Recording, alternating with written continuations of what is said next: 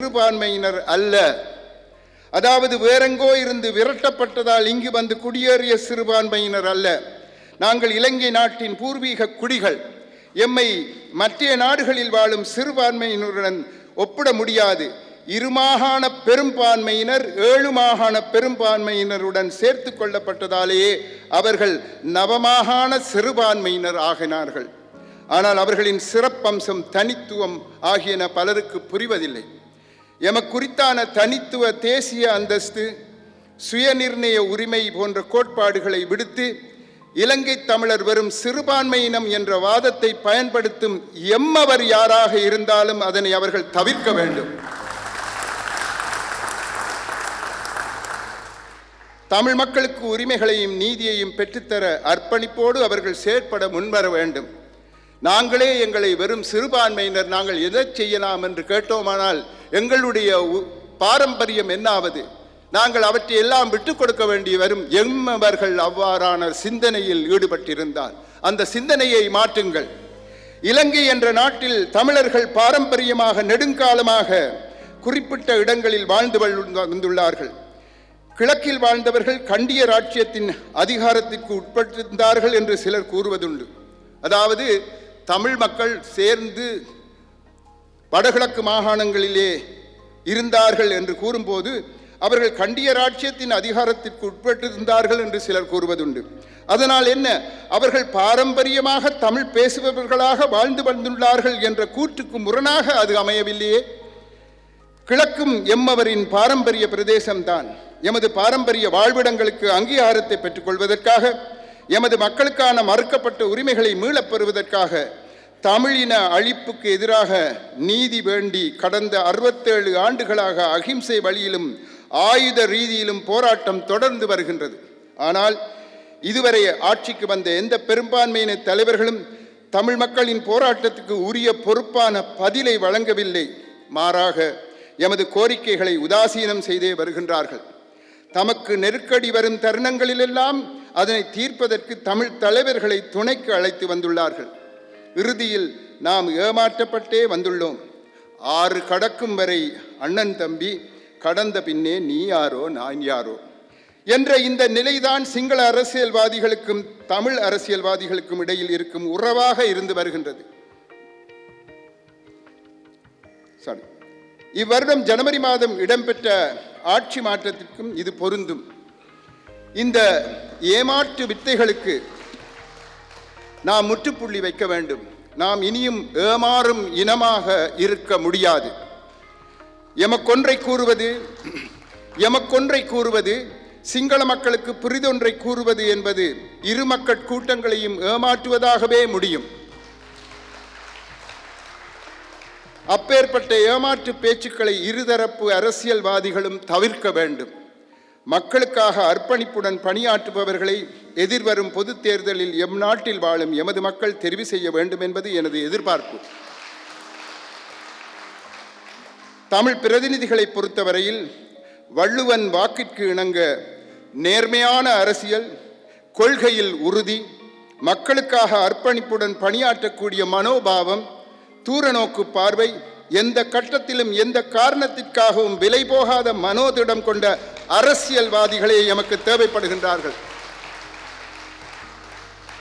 அத்துடன் தமிழர்களின் தனித்துவத்தை உறுதிப்படுத்தி, அவர்களின் சுயநிர்ணய உரிமையை உறுதிப்படுத்தி, எமது மக்களுக்கான உரிமையையும் நீதியையும் பெற்றுக்கொள்ளக்கூடியவர்களே எமது மண்ணுக்கும் மக்களுக்குமாக இன்றைய காலத்தில் தேவையாக இருக்கின்றார்கள். அதனை உணர்ந்து அவர்கள் தமக்குள்ள வரலாற்று பொறுப்பை, தார்மீக கடமையை சரிவர செய்வதற்கு நான் துணையாக நிற்பேன். அதேவேளை எமது இளைய சமுதாயமும் பெண்களும் அரசியலில் தமது பங்கு பற்றுகையினை அதிகரிக்க வேண்டும்.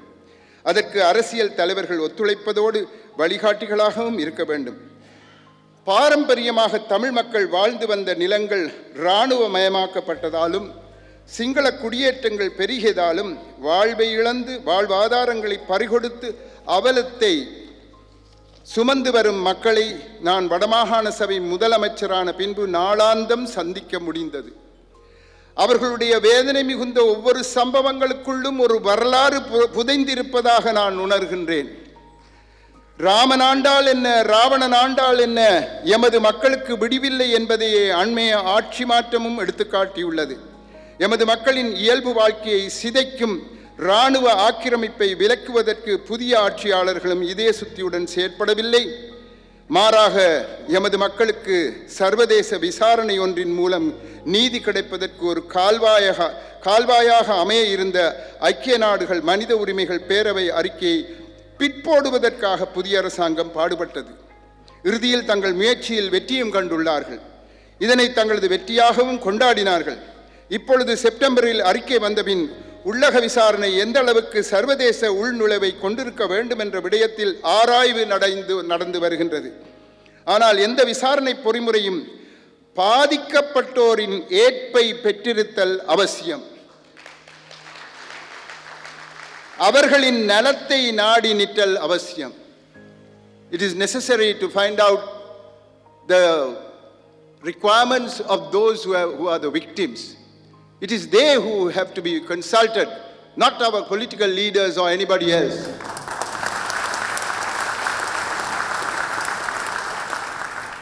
நடைமுறையில் உள்ள ஒற்றையாட்சி அரசியல் அமைப்பின் கீழ் புரையோடி போயுள்ள இனப்பிரச்சினைக்கு நிலையான தீர்வு காண முடியாது. இது பன்னெடுங்காலமாக தொடரும் சம்பவங்களால் நாம் கற்றறிந்த உண்மை. பேராசிரியர் சற்று முன்பு அதை பற்றி குறிப்பிட்டார். எனினும் ஒற்றையாட்சி அரசியல் அமைப்பு முறை நீடிக்கும் வரை நிலையான சமாதானமோ இதய சுத்தியுடனான இன நல்லிணக்கமோ ஏற்படாது என தெரிந்தும் அதனை மாற்றுவதற்கு சிங்கள அரசியல் தலைவர்கள் தயாராக இல்லை. சில நாட்களுக்கு முன்னர் இரு சிங்கள பெரும்பான்மை கட்சிகளின் தலைவர்கள் ஒற்றையாட்சி முறை மாற்றப்படாது என்று ஒரு உடன்பாட்டில் கையெழுத்திட்டதாக செய்தி வந்துள்ளது. அவர்களின் இந்த மனோநிலை மாறாத வரை அரசியல் அமைப்பிலோ அல்லது இனப்பிரச்சினைக்கான தீர்விலோ நல்ல மாற்றங்களை நாம் எதிர்பார்க்க முடியாது. இதுவரை நடந்துள்ளவற்றை கருத்தில் கொண்டே எமது தலைமையின் கீழுள்ள வடமாகாண சபை தமிழர்களுக்கு எதிரான இன அழிப்பு என்ற தீர்மானத்தை ஏகமனதாக நிறைவேற்றியது. தமிழ் மக்களுக்கான நீதியை அடைவதற்கான பாதையில் இது ஒரு வரலாற்று முக்கியத்துவம் வாய்ந்த நிகழ்வு என்று கருதப்படுகின்றது.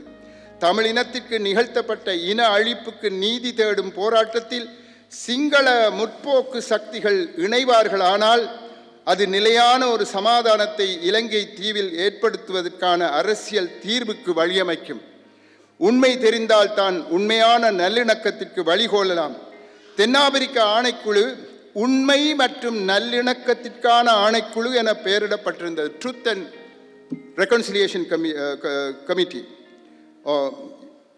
கமிஷன் என பெயரிடப்பட்டிருந்தது. இது உங்களுக்கு நினைவிருக்கலாம். உண்மையை ஏற்றால்தான் நல்லிணக்கம் ஏற்படலாம் என்பதை தென்னாப்பிரிக்க மக்கள் உணர்ந்திருந்தார்கள். இத்தகைய தருணத்தில் திம்பு கோட்பாடுகளின் முக்கியத்துவத்தை நாம் கவனத்தில் கொள்ள வேண்டும். முதலில் சர்வதேச அனுசரணையுடன் இடம்பெற்ற பேச்சுவார்த்தை திம்பு பேச்சுவார்த்தையாகும். இந்த பேச்சுவார்த்தையிலேயே அகிம்சை வழியில் போராடிய எமது தலைவர்களும் ஆயுத போராட்டத்தில் ஈடுபட்ட எமது போராளிகளும் ஒரே மேசையில் தமிழர் நலன்களை பிரதிநிதித்துவப்படுத்தி வீற்றிருந்தார்கள். இந்தியாவின் மத்தியஸ்தத்துடன் தமிழ் பேசும் தேசிய இனமும் சிங்களம் பேசும் தேசிய இனமும் சமதரப்பாக பேச்சுவார்த்தையில் ஈடுபட்டன. இந்த பேச்சுவார்த்தையின் ஒரு முன்னெடுப்பாக புறப்படுத்ததுதான் திம்பு கோட்பாடுகள். அத்தகைய முக்கியத்துவம் வாய்ந்த கோட்பாடுகள் என்பது இனப்பிரச்சினைக்கான எத்தகைய தீர்வு முயற்சியின் போதும் கருத்துக்கு எடுக்கப்பட வேண்டும் என்பதை நான் கூறி நீங்கள் தெரிந்து கொள்ள வேண்டியதில்லை. அரசியல் தீர்வு திட்டங்களை தயாரிப்போர் திம்பு கோட்பாடுகளை மனதிற்கொண்டு செயலாற்ற வேண்டும். சர்வதேச சட்டங்களுக்கு அமைவாக சுயநிர்ணய உரிமைக்கு உரித்துடையவர்கள் தமிழ் பேசும் மக்கள் என்ற அடிப்படையில் அரசியல் தீர்வுக்கான செயற்பாடுகள் முன்னெடுக்கப்பட வேண்டும். அத்துடன் இனப்பிரச்சினையை மனதிற்கொண்டு கைச்சாத்திடப்பட்ட முதலாவது சர்வதேச ஒப்பந்தம் இந்திய இலங்கை ஒப்பந்தமாகும். இந்த ஒப்பந்தத்திற்கு அமைவாக தமிழ் பேசும் மக்கள் பாரம்பரியமாக வாழ்ந்து வரும் மண் என்ற அடிப்படையில் வடக்கு கிழக்கு மாகாணங்கள் ஒன்றாக இணைக்கப்பட்டன. ஆரம்பத்தில் இன அழிப்பில் இருந்து தப்பிப்போன எமது மக்களுக்கு அடைக்கலம் கொடுத்த இந்தியா பின்னர் திம்புவில் அனுசரணையாளராக செயற்பட்டது. பின்னர் இந்திய இலங்கை ஒப்பந்தம் கைச்சாத்திடப்பட்டது. இது இந்தியாவுக்கு இருக்கும் முக்கிய வகிபாகத்தை சுட்டிக்காட்டியது மட்டுமன்றி தமிழ் மக்களுக்கு உரிமையும் நீதியும் கிடைக்க இந்தியா இதய சுத்தியுடன் பணியாற்ற முன்வர வேண்டும் என்ற வரலாற்று பொறுப்பையும் எடுத்துக்காட்டி நின்றது. இப்பொறுப்பினை அண்மையில் இந்திய பிரதமர் வடமாகாணத்திற்கு வந்தபோது நான் அவருக்கு கோடிட்டு காட்டினேன். 1987 ஆண்டு அக்டோபர் மாதம் 28ஆம் தேதி அன்றைய இந்திய பிரதமராக இருந்த திரு ராஜீவ் காந்தி அவர்களுக்கு அன்று தமிழர் ஐக்கிய விடுதலை முன்னணிக்கு தலைவராக இருந்த திரு சிவசிதம்பரம், செயலாளர் நாயகமாக இருந்த திரு அமிர்தலிங்கம், உபதலைவராக இருந்தவரும் இன்றைய தமிழ் தேசிய கூட்டமைப்பின் தலைவராகவும் இருக்கின்ற திரு சம்பந்தன் அவர்களும் கூட்டாக கையொப்பமிட்டு ஒரு கடிதத்தை அனுப்பியிருந்தார்கள். அந்த கடிதத்தில் இனப்பிரச்சினை தீர்வுக்காக இலங்கை நாடாளுமன்றத்தில் சமர்ப்பிக்கப்பட்ட 13வது திருத்தச் சட்டம் மற்றும் மாகாண சபை தொடர்பான மசோதாக்கள் தொடர்பாக தமது ஏமாற்றத்தை தெரிவித்ததோடு இந்த திட்ட முன்மொழிவுகள் தமிழ் மக்களின் அரசியல் அபிலாஷைகளை பூர்த்தி செய்யவில்லை என்பதையும் விளக்கமாக குறிப்பிட்டிருந்தார்கள். இன்று வடமாகாண சபையின் முதலமைச்சராக நான் இருக்கின்றேன். அவர்களின் கூற்றின் உண்மைத்தன்மையை என்னால் இன்று நடைமுறையில் உணர்ந்து கொள்ள முடிகின்றது. 13ஆம் இலக்க திருத்தச் சட்டமோ மாகாண சபை முறைமையோ இனப்பிரச்சினைக்கான ஆரம்ப புள்ளியாகவோ இடைக்கால தீர்வாகவோ அல்லது இறுதி தீர்வாகவோ இருக்க முடியாது என்பதை வெளிப்படையாகவே கடந்த காலங்களில் தெரிவித்து வந்துள்ளேன். இதனை தொடர்ந்தும் வலியுறுத்துவேன். சிங்கள மக்கள் தலைவர்களுக்கும் தமிழ் தலைவர்களுக்கும் இடையில் பல ஒப்பந்தங்கள் கைச்சாத்திடப்பட்டு பின்னர் இனவாதத்துக்கு முகம் கொடுக்க முடியாமல் கிழித்தெறியப்பட்ட கசப்பான வரலாறு எம் கண்முன்னே விரிந்து கிடக்கின்றது. தமிழர்களாகிய நாங்கள் அடிப்படையில் அமைதியையும் சகோதரத்துவத்தையும் கூடி வாழ்வதையும் விரும்புபவர்கள். இவ்வாறான கருத்துகளுடன் தான் எமது சமூக கட்டமைப்பு கட்டியெழுப்பப்பட்டது. அவற்றின் அடிப்படையிலேயே எமது போராட்டங்களும் அகிம்சை வழியில் ஆரம்பிக்கப்பட்டது. காந்திய முறையில் சத்தியாகிரக போராட்டத்தை மேற்கொண்ட எமக்கு வன்முறை வழியில் பதில் தரப்பட்டது. அது மட்டுமன்றி சட்டங்களும் எம்மை அடக்கி ஆள்வதற்காகவே உருவாக்கப்பட்டன. இதில் முக்கியமாக தரப்படுத்தல் சட்டமானது கல்வியை தொடர்ந்து கொண்டிருந்த மாணவ மாணவியர் உட்பட்ட எமது இளைஞர்களை ஆயுதமேந்த நிர்பந்தித்தது. உரிமை மறுக்கப்பட்டதாலும் அநீதி தொடர்ந்ததாலுமே எமது இளைஞர்கள் ஆயுதமேந்தி போராட நிர்பந்திக்கப்பட்டார்கள். அத்தகையவர்களின் தியாகத்தை நாம் வீணடிக்கக்கூடாது, கொச்சைப்படுத்தக்கூடாது. அவர்களின் உற்றார் உறவினர்கள் இன்றும் வந்து எம் முன் கண்ணீர் சிந்துவதை காண்கின்றேன். எனவேதான் தேர்தல் காலங்களில் வாக்குகளை அள்ளுவதற்காக மட்டும் அவர்களை பயன்படுத்திவிட்டு மற்ற காலங்களில் அவர்களின் அர்ப்பணிப்புக்கு அபகீர்த்தியையும் அவமானத்தையும் ஏற்படுத்துவதை நாங்கள் தவிர்க்க வேண்டும். முள்ளிவாய்க்காலில் நடந்த இன அழிவிலிருந்து மீண்டெழுவதற்கு எமது இனம் போராடி கொண்டிருக்கின்றது. போரினால் எமது சமூக கட்டமைப்பு சிதைக்கப்பட்டு வாழ்வாதாரங்கள் மறுக்கப்பட்டு நாளை என்ன நிகழுமோ என்று அந்தரித்து ஏங்கி நிற்கின்றார்கள் எங்கள் மக்கள். 150,000 இராணுவ வீரர்கள் மத்தியில் காலம் கடத்தி வருகின்றார்கள்.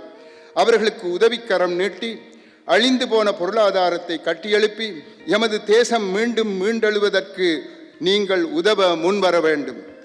நீங்கள் எவ்வாறு உதவி செய்யலாம் என்பதற்கான ஒரு பொறிமுறையை வகுத்து அதனை இறுதி செய்யும் நிலையில் வடமாகாண சபை செயல்பட்டு கொண்டு இருக்கின்றது. இதனை வெற்றிகரமாக முன்னெடுப்பதற்கு உங்களுடைய பேருதவி தேவைப்படுகின்றது. எமது சமூகத்தையும் எமது வாழ்விடங்களையும் எமது மக்களின் உதவியாலேயே கட்டியெழுப்புவது எமக்காக உயிர் நீத்தவர்களுக்கு நாம் செய்யும் மரியாதையும் அர்ப்பணிப்புமாகும். அத்துடன் எமது இனத்தை அழிப்பவர்களுக்கான பதிலாகவும் அது இருக்கும். பல தடைகளை அவர்கள் எம் மீது விதித்து வருவது உண்மைதான். அண்மையில் முதலமைச்சர் நிதியத்தை உருவாக்க தேர்தல் முடிவுகள் வரும் வரையில் காத்திருப்போம் என வடமாகாண சபையின் ஆளுநர் கூறியதாக அறிகின்றேன். தேர்தலுக்கும் என்னுடைய முதலமைச்சர் நிதியத்துக்கும் என்ன தொடர்பு? தேர்தல் வரட்டுக்கும் தேர்தல் முடிவுகள் வந்ததன் பின்னர் அது பற்றி பேசிக்கொள்ளலாம் என்று கூறியிருக்கின்றார். ஜனாதிபதி சரியென்று கூறியும் ஆளுநர் தாமதம் காட்டுவதும் புலப்படுகின்றது. ஜனாதிபதியுடன் இது பற்றி பேசிய போது அதற்கென்ன நீங்கள் முதலமைச்சர் நிதியத்தை உருவாக்கலாம், அதிலே எங்களுக்கு எந்த விதமான ஆட்சேபனையும் இல்லை என்று கூறியிருந்தார். ஆனால் ஆளுநரை கேட்டபோது தேர்தல் முடிவுகள் வரையும் காத்திருப்போம் என்றிருக்கின்றார். இவ்விடத்தில் இன்னொரு முக்கிய விடயத்தை இங்கு பகிர விரும்புகின்றேன். கடந்த ஜனாதிபதி தேர்தலுக்கு முன்னர் களநிலை யதார்த்தத்தை நன்கு புரிந்து கொண்டு வடமாகாண சபை நடவடிக்கைகளில் இறங்கியது. பொது வேட்பாளரின் தேர்தல் விஞ்ஞாபனத்தில் குறிப்பிடப்பட்ட 100 நாள் வேலை திட்டத்திற்கு சமாந்தரமாக எமது மாகாண சபை தேர்தல் விஞ்ஞாபனத்தில் குறிப்பிடப்பட்ட சில விடயங்களை உள்ளடக்கியதாக டிசம்பர் 31ஆம் தேதி நாங்களும் ஒரு 100 நாள் திட்டத்தை பொது வேட்பாளரிடமும் சிறிசேனா அவர்களிடமும் அவ்வேளையில் அங்கு இருந்த முன்னாள் ஜனாதிபதி அம்மையாரிடமும் சந்திரிகா அவர்களிடமும் அன்றைய எதிர்க்கட்சி தலைவரிடமும் ரணில் அவர்களிடமும் சமர்ப்பித்தோம். இத்திட்டமானது வடமாகாணத்தில் போரினால் பாதிக்கப்பட்டவர்களின் சமூக கட்டுமானத்தை மறுசீரமைப்பதற்கான அத்தியாவசியமான விடயங்களை உள்ளடக்கியதாக நடைமுறை சாத்தியமான அரசியல் கலப்பற்ற ஒரு வேலை திட்டத்தையும் அது நிறைவேற்றப்பட வேண்டிய கால அட்டவணையையும் கொண்டதாக அமைந்திருந்தது. அவர்களுடைய 100 நாள் திட்டத்துக்கு ஏற்றவாறு அதே காலகட்டத்தில் இவற்றையும் செய்யலாமே என்று நாங்கள் கேட்டிருந்தோம். புதிய அரசாங்கம் பதவியேற்ற பின்னர் மாகாண ஆளுநரை மாற்றுவது உட்பட சில விடயங்களை நிறைவேற்றி இருந்தாலும் நாம் குறிப்பிட்டிருந்த முக்கியமான விடயங்கள் எதுவுமே நிறைவேற்றப்படவில்லை. கடந்த ஆட்சி காலத்திலும் சரி, இப்போதைய அரசாங்கத்தின் ஆட்சியிலும் சரி, போரினால் அங்கவீனப்பட்ட சிறுவர்கள், இளையவர்கள், பெண்கள், முதியோர்கள், முன்னைய போராளிகள் போன்றோருக்கு வழங்கப்பட வேண்டிய மருத்துவ சிகிச்சைகளும் உளநல சிகிச்சைகளும் வழங்கப்படவில்லை. கேட்டோம், கிடைக்கவில்லை. முன்னைய அரசாங்கம் உள்ளக கட்டுமான பணிகளில் ஈடுபட்டதே தவிர ரோட்டு போடுவதில், போரில் பாதிக்கப்பட்ட மக்களின் தேவைகளை நிவர்த்தி செய்து அவர்கள் தமது சொந்த காலில் நிற்க வைப்பதற்கான வாழ்வாதார திட்டங்கள் எதனையும் முன்னெடுக்கவில்லை. இவற்றை கவனத்தில் எடுத்து மாகாண சுகாதார அமைச்சின் கீழ் சிறுவர்கள், பெண்கள், அங்கவீனமுற்றோர் முதியோர் நலம் பேணும் பிரிவு ஒன்றினை உருவாக்கி இப்பொழுது அது செயற்பட ஆரம்பித்துள்ளது. ஆகவே எமது 100 நாள் திட்டத்தை அரசாங்கம் அசட்டை செய்திருந்தாலும் நாம் எமது கடமைகளை செய்து கொண்டே செல்கின்றோம். ஆகவே எமது தேசத்தை கட்டி எழுப்புவதற்கான மனிதாபிமான உதவியை வழங்குதல் குறுங்கால இலக்காகவும், அதற்கு உங்களுடைய உதவியும் தேவை. நிகழ்த்தப்பட்ட இன அழிப்புக்கு நீதி பெறுவதை மத்திமகால இலக்காகவும், அதற்கும் உங்களுடைய உதவி தேவை. திம்பு கோட்பாடுகளின் அடிப்படையில் நிலையான அரசியல் தீர்வை காணுதல் எமது நீண்டகால இலக்காகவும், அதுவும் உங்கள் அனுசரணையுடன் நீண்ட கால இலக்காகவும் கொண்டு நாம் அனைவரும் ஒன்றிணைந்து அர்ப்பணிப்புடன் செயற்பட வேண்டும். அதற்கு நீங்கள் அர்த்தம் பொதிந்த ஒத்துழைப்பையும் பங்களிப்பையும் வழங்குவீர்கள் என்ற நம்பிக்கையில் எனது உரையை இத்துடன் நிறைவு செய்கின்றேன். நன்றி, வணக்கம்.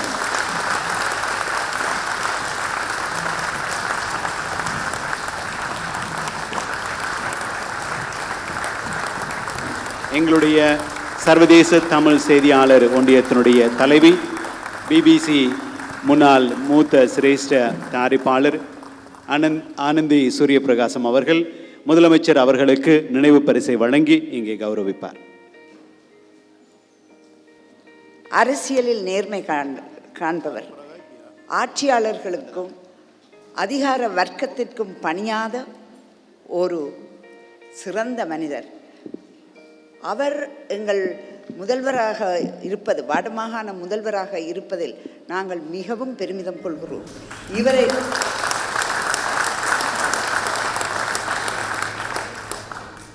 முதல்வரது பேச்சில் கண்ணியம், அவரை பார்க்கும்போது கையெடுத்து கும்பிட வேண்டும் என்று தோன்றும் கம்பீரமான ஆன்மீக தோற்றம். இவை எல்லாற்றையும் விட அவர் ஒரு சிறந்த மனிதர். He is a beautiful human being. எங்கள் மண்ணில் பிறந்தவர், எங்கள் மண்ணின் மைந்தர். எங்கள் ஈழத்தாய் ஈன்ற செம்மன்.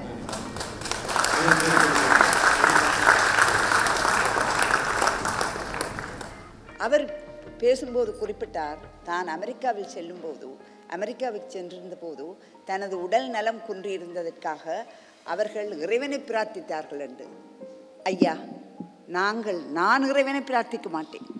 ஏனென்றால் நாங்கள் முள்ளிவாய்க்காலில் அழுத போது அந்த முருகனை நினவும் முருகா முருகா என்று நாங்கள் பிரார்த்தித்த அந்த முருகன் தன் வேலை எங்களுக்கு கவசமாக்கவில்லை. எங்களை அந்த நிலைக்கு தள்ளியவர்களை சூர சம்ஹாரம் செய்யவில்லை. நாங்கள் அழுது ஒன்றே இருக்கிறோம். அவன் எங்கு போயிருந்தான்? அவன் என்ன செய்து கொண்டிருந்தான்? நான் பெரிய முருக பக்தை. நான் என்று ஒவ்வொரு நாளும் அவனை முருகா என்று கூறும்போது அவனிடம் கேட்கும் கேள்வி ஒன்றுதான், உனக்கு ஏனையா ஒரு வேல், உனக்கு ஏனையா ஒரு மயில் வாகனம், உனக்கு எதுக்கு? நாங்கள் அழும்போது எங்களோட கண்ணீரை துடைக்காத நீ என்ன தெய்வம்? எனவே நாங்கள் தெய்வத்தை கும்பிட மாட்டோம். நீங்கள் ஆரோக்கியமாக நலமாக பல நூறாண்டுகள் வாழ வேண்டுமென்றால் எங்களின் உணர்வு உங்களை பாதுகாக்கும். எங்களின் சக்தி,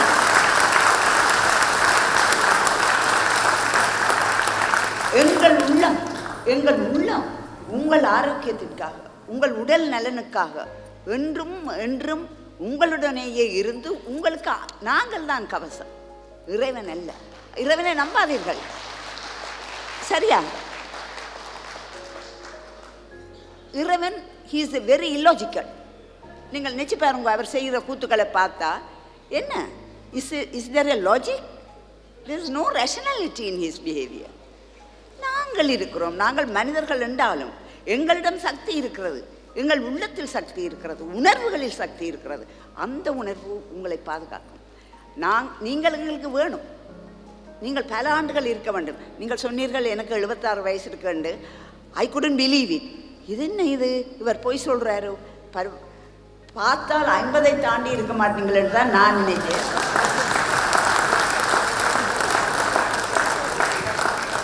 பேசாமல் ரகசியமாக உங்களிடம் இந்த இளமையின் ரகசியம் யாதோ என்று கேட்கலாம் என்று இருக்கிறேன். தயவுசெய்து சொல்லித்தாருங்கள். ஏதோ வயது போக போக எங்களுக்கு தான் வயது ஏறுதே தரைய, சிலருக்கு வயது ஏறுவதே இல்லை, அப்படியே இருப்பார்கள். அது மாதிரி தான் நீங்களும். எனவே நீங்கள் எங்கள் முதல் ஒரு வேண்டுகோள் உங்களிடம் இருக்க விரும்புகிறேன். எங்கள் மக்களுக்கு கூறுங்கள், நாங்கள் இருக்கிறோம். அவர்கள் கண்ணீரை எங்கள் கரங்கள் துடைக்கும்.